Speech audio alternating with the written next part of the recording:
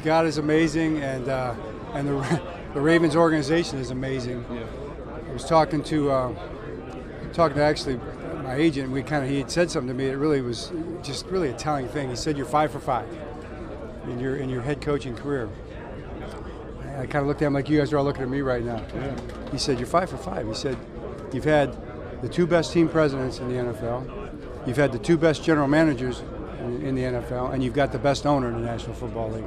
5 for 5. So that's the blessing, and that's why that's why we're at where we're at right now with that. So I'm very grateful for that. Now, when you get the new deal and you know about the next year, have you ever thought about how much longer you want to be? I mean, it's 18 years now. Yeah, no, I'm happy to be alive. I hope that continues for a while. People I say to my dad, you'll say happy birthday, or you're feeling older or whatever. Right. It's like, hey, it's better than the alternative, So let's keep rolling. But really, what you think about is how are we going to get better today?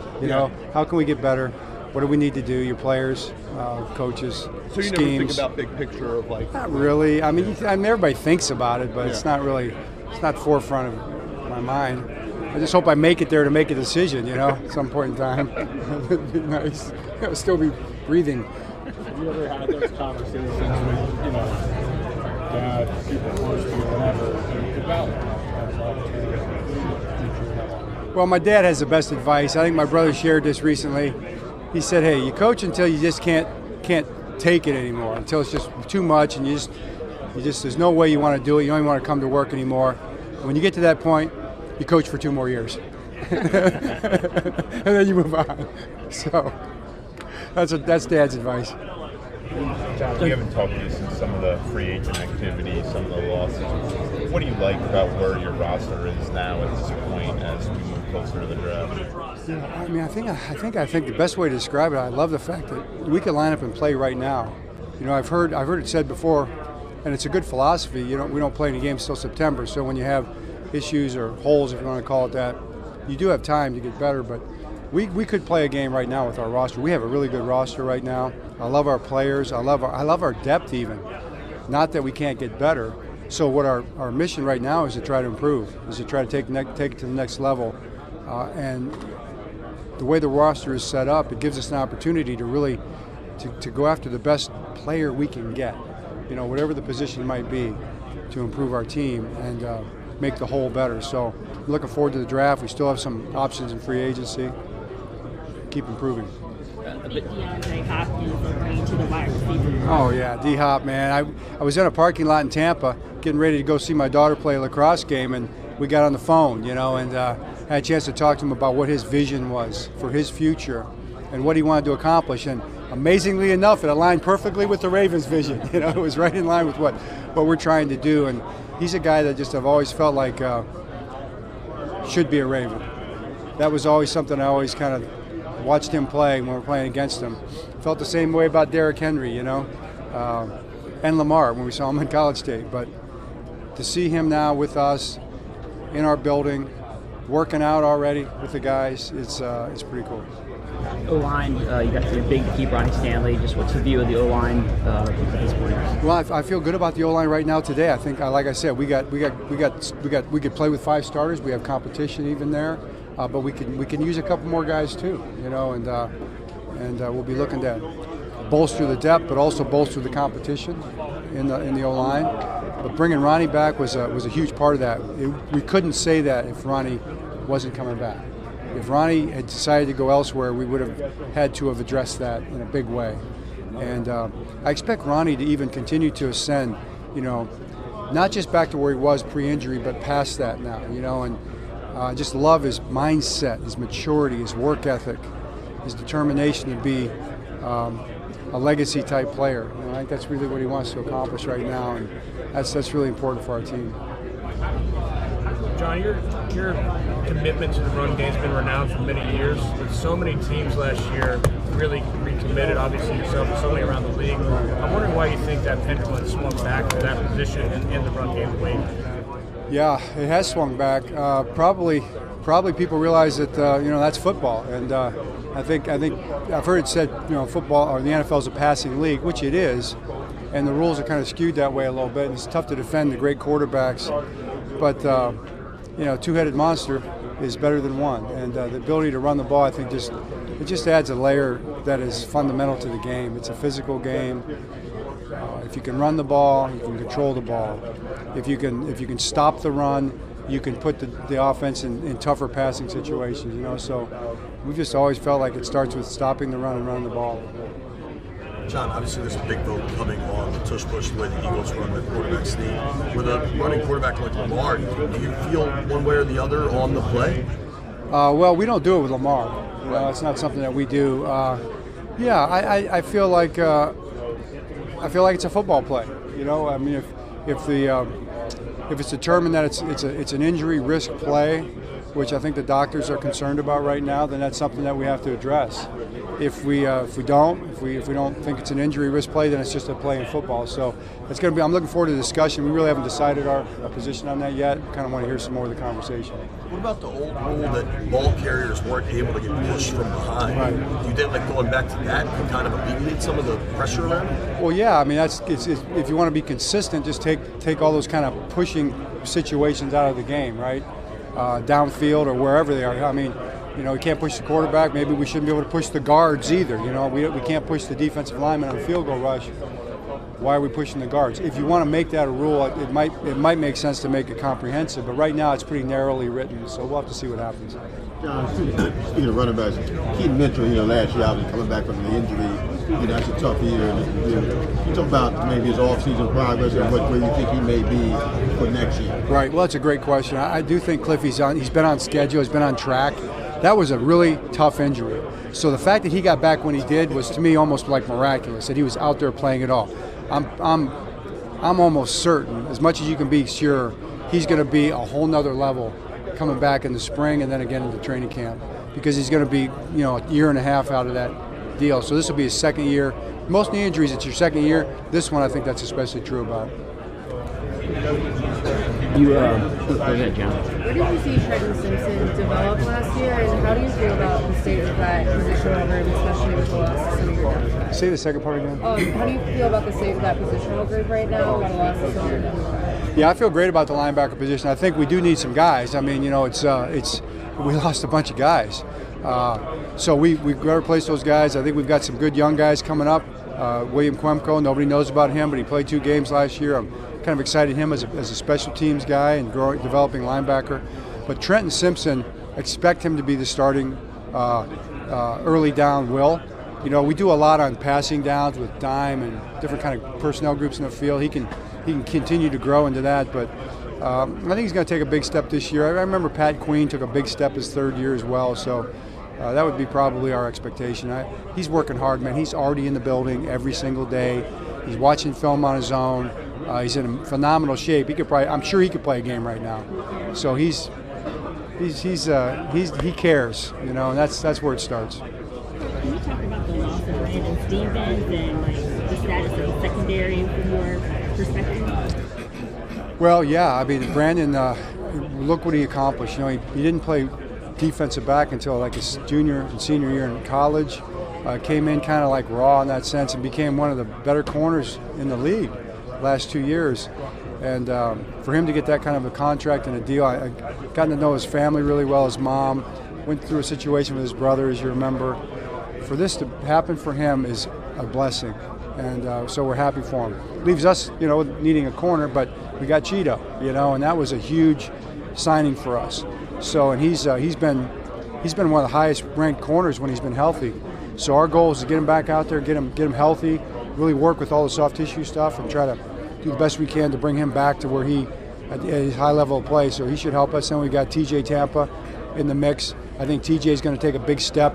Health is big for him too. And then Jalen Armour-Davis is another guy with the health.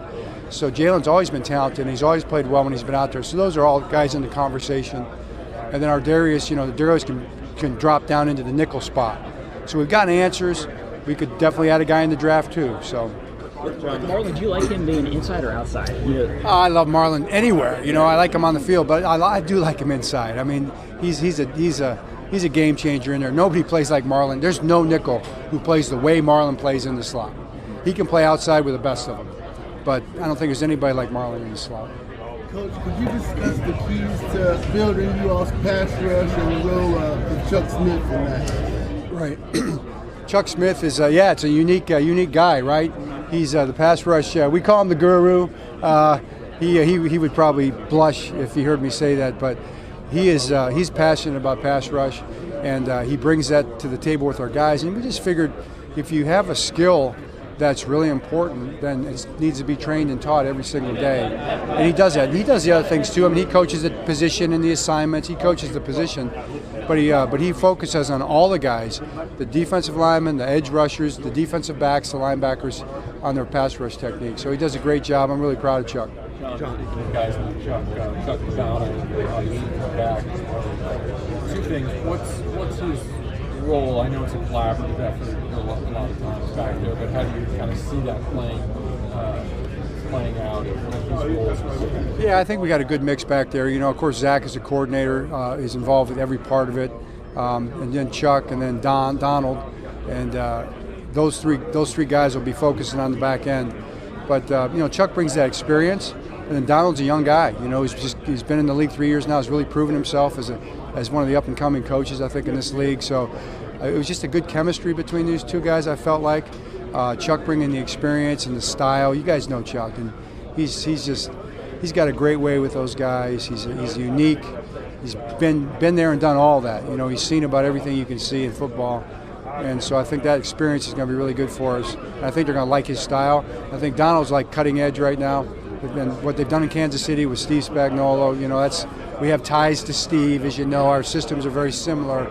And for Donald to take a step with more responsibility with us is good too. So I'm very fired up about that situation. What prompted that? We heard Chuck talk about getting that phone call and it just kind of coming together. Yeah, you think about it, and I just kind of like, hey, you know, I know this great secondary coach. You know, I wonder if he'd be interested in coming back.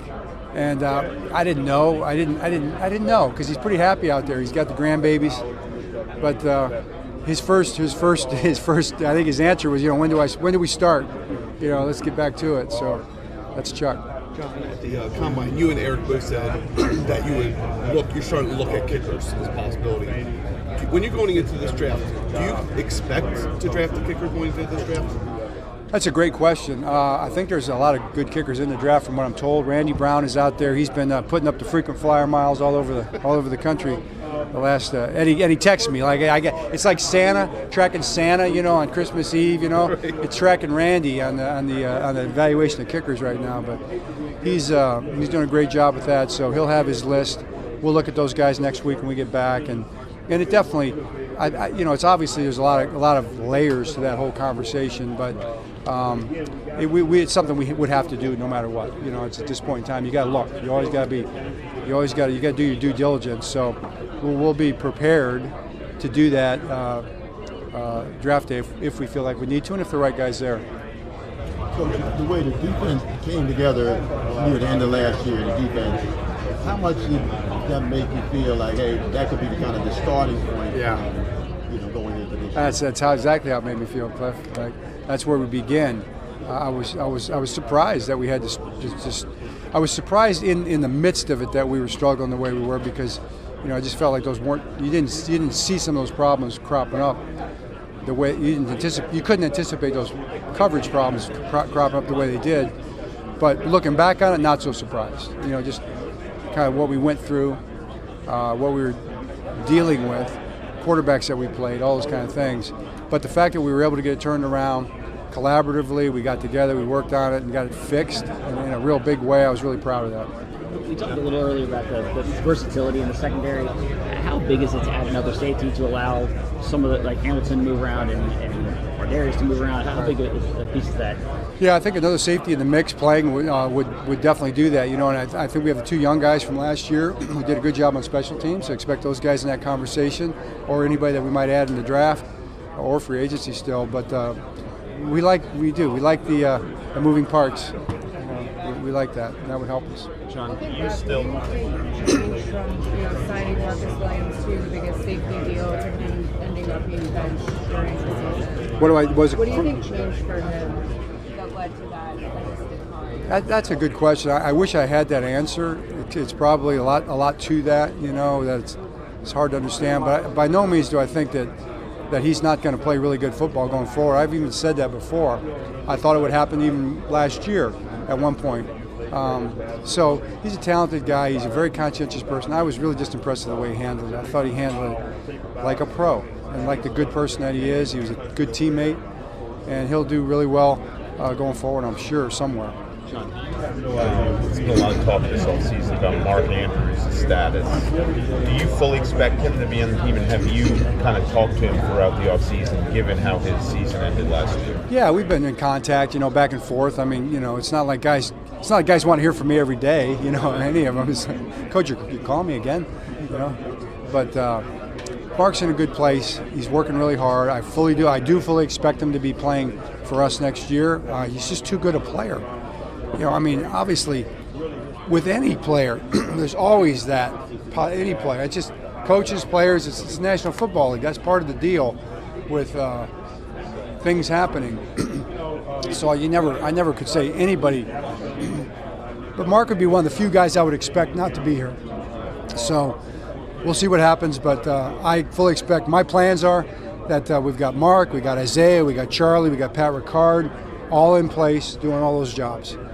John, can I ask you just really quickly about the tush push? I know there's been a lot of talk about it. I know you guys have used it with Mark Andrews. Kind of what your thoughts are on it and everything. Yeah, well, we like we said here a minute ago, it has to do with safety. So the doctors have some concerns. I think we just want to hear more about how the doctors feel about it in terms of there's not a lot of those plays so far.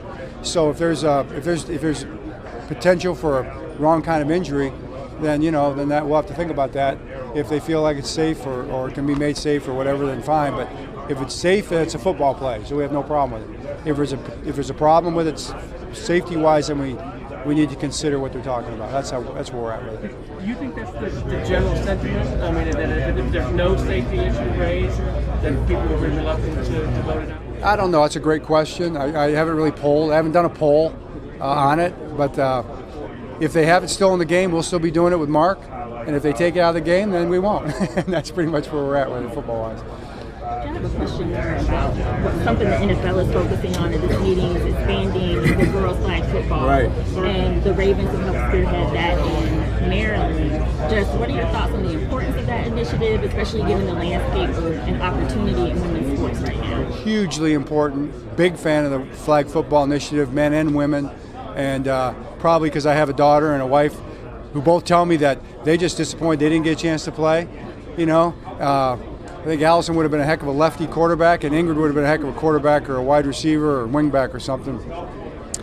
She's a pit bull. She might have been a corner out there, playing man coverage. So that's the sentiment I hear from from both of them and from their, Allison's friends. Is like, man, I wish they'd have had that when I was coming up. I would have loved to have played. So, yeah, that's just a great opportunity. It's a great game. Flag football is fun, man. And did you play it in gym class coming up, right? You spin away and get to take the flag away. I think it's awesome. What are your thoughts now about the possibility of it being in the Olympics and them holding it maybe in July and having NFL players? Would you be in favor of losing some guys in training camp to the Olympic flag football? I didn't hear about that. No. I'm afraid I got a quarterback that'd probably be pretty good at it. So, I'm not big. No, I'm not that excited about that, in all honesty. I mean, I do. I'm a big American. I believe in America, and I want gold medals, but there's a limit. There's a limit. That's right.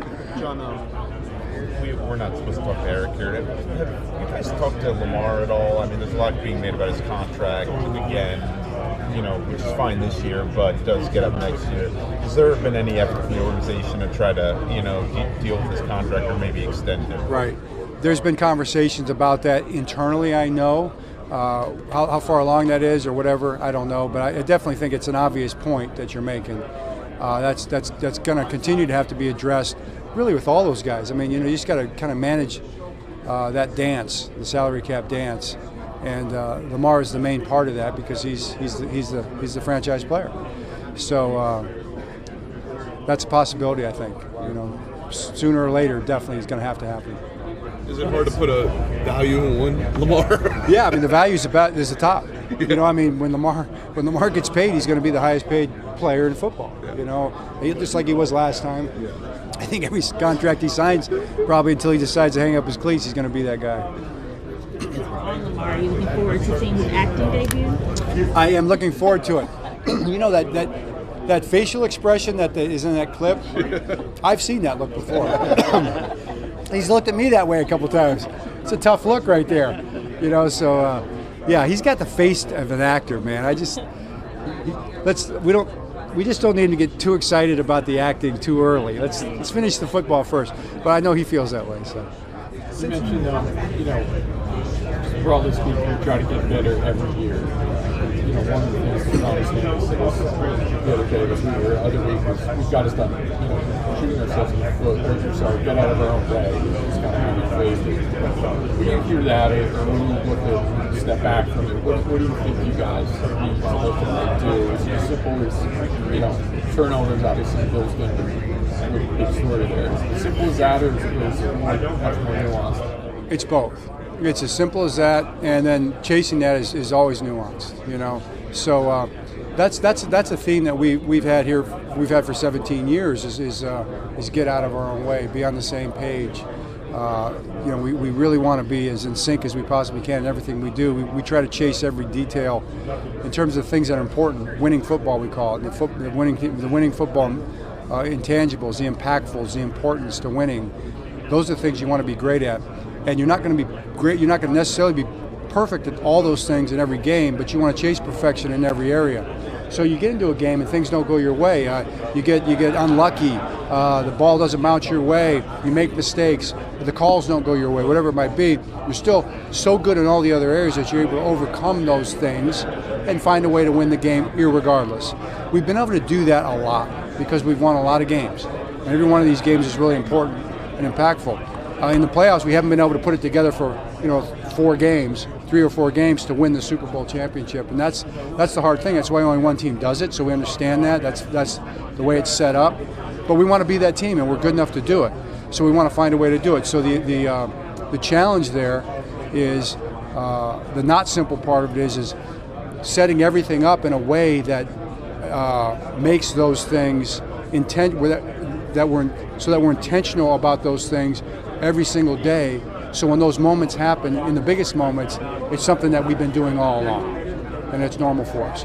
And then we have the best chance to have it go our way in those games. And that's what we're really talking about right now as a coaching staff, is the best way to intentionalize all those things so that, you know, in those big moments that we can follow through and get to the end. John, I know you say you've been talking to a lot of players and everything, and you said you talked to Justin at the around the combine. Have you talked to Justin lately, and where's kind of his mind right now? Right, I haven't talked to him for a few weeks. I do need to give him a call because he's on my list, on my rotation, but I haven't tried to make it anything more than the normal conversations we would have. It's just there's nothing else I can talk to him about besides we've had that one conversation about it, so it's just kind of in that mode right now. We saw the news about Michael Pierce's retirement. I know you have some depth there, but does that at all change how you guys are approaching this offseason and the draft? Well, yeah, because, we got to make sure we've got a good, solid defensive line. So the good news is the draft is really deep there. And there's also some options. We can bring some guys back. I like our guys, too, that we can bring back. I'm very confident we're going to have a good front. But, I'm happy for Mike. What a great career. I mean, look where he came from. What he accomplished in football. One of the best, one of the best people, the best guys that you'll ever be around. Just love that guy.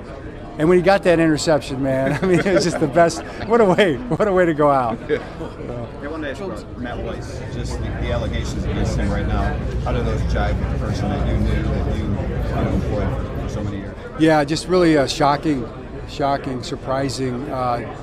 Didn't see that one coming. Found out about it the same time everybody else did. Don't know what to make of it. Just feel really bad for the people involved that were affected by it,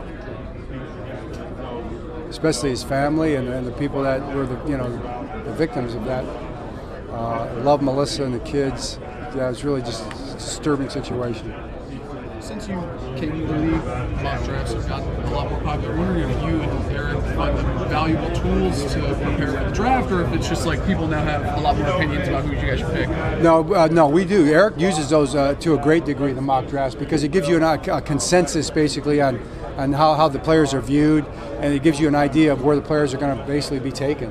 So we look at those pretty thoroughly. Is that something you guys develop internally, or are you looking at a public consensus?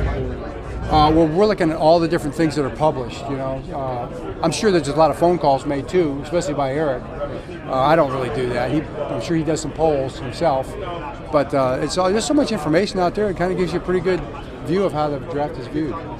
John, you had record-setting year offensively, but the continuity you were able to keep with obviously Lamar, but Todd Monken running back team, the nucleus of players that. How much you feel like this offense still hasn't reached its kind of its ceiling of what it can do? Well, I'm definitely banking on that. I mean, we're really looking to take the next step, the next iteration, 3.0 as we called it, to get this to the point where we're doing more things better. So we want to do more, and we want to do it fundamentally better. Those are two conflicting kind of principles or goals sometimes, but you got to chase conflicting principles. You got to chase things that are seemingly at odds with one another to be highly successful.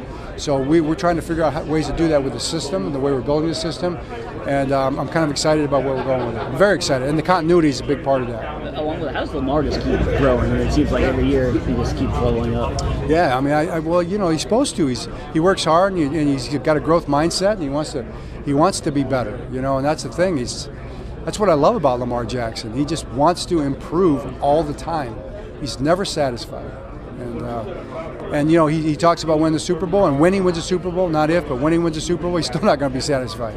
He's going to want to get another one, and that's just the way he's built. Built that way. He's going to improve as he plays, but how much of that is coming from T. Martin? What specific things has he improved in Lamar's game? Yeah, well, T's day-to-day with Lamar. T is a great coach, and he's a great person, and they have a great relationship. And T has coached quarterback. He's coordinated offenses. He's played quarterback at a high level.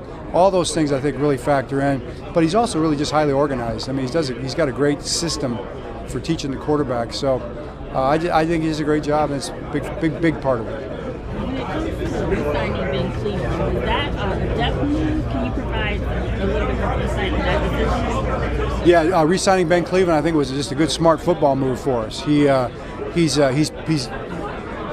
done everything we've asked him to do. Like when he comes into games, he plays solid football. He's versatile. He can play both guard spots. He can play center, and you can even put him out there at tackle, and he hangs in there. Which he's not built to be a tackle, but he hangs in there. He goes in as the extra lineman sometimes at tight end and blocks. So, that's that. And he wanted to be here. He wanted to be with the Ravens. He appreciates his role. He's on field goal protection. He's probably the best field goal protection guy in the league. I mean, nobody talks about it, but he's great at that. So he's a good guy. As far as the situation he had, that's to be determined what the punishment will be for that, and he understands that. We understand that as well. But that was a good, solid football move for our team. John, being the second longest tenured coach in the league now. Still? I know. I mean, what's it take to continue to have the passion and excitement for this type of job? Yeah. Well, I mean, how can you not? Like, I just think we have the greatest job ever, and you guys love what you do. Like, you're here, you're having fun, right? It's a great environment. I just love it. I love every part of this job, even the things that are hard, even the disappointing moments. We all the great moments we had this year, and we had disappointing moments too, especially the one at the end. But I felt disappointed, but I didn't feel bad because I was proud of our team. I was proud of the way they fought. I was proud of what they accomplished and what they achieved, and I felt connected to the guys, And I think as long as you feel that connection with the guys, and I also feel like there's a lot more to do. Like I feel like I have a lot more to prove.